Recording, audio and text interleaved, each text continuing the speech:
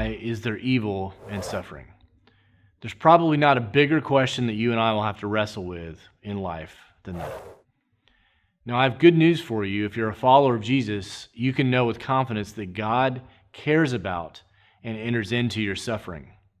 I'll share more about that in a minute, but the first thing you have to do when you think about a big question like this is understand and recognize that everyone, every worldview, every religion has a problem of evil, meaning they've got to provide an answer for that.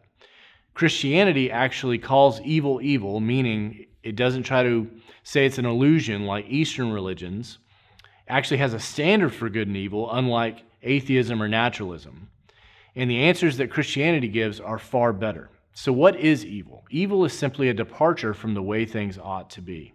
That assumes a standard of good that's in the character and nature of God in what is perfect and good. So evil is a departure from that.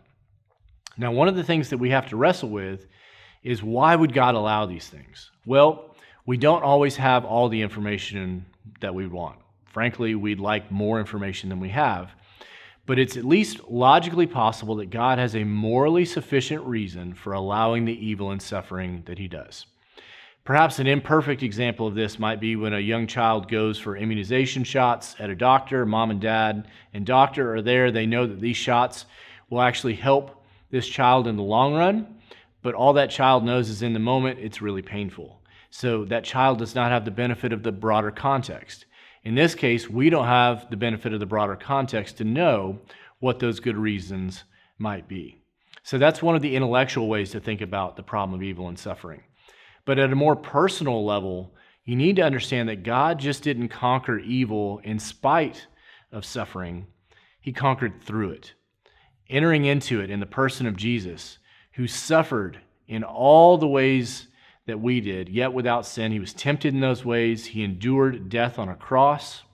He endured the wrath of God so that sinners like you and I could be set free, so that we could be healed, so that we could have hope, so that we could have redemption, so that guilt and shame and all of that could be gone away, because ultimately sin leads to death. That's what the Bible says. Spiritual death, relational death, inner conflict, all of those things. And so sin has consequences. Our rebellion has consequences. It leads to brokenness in our relationship with God and other people and nature.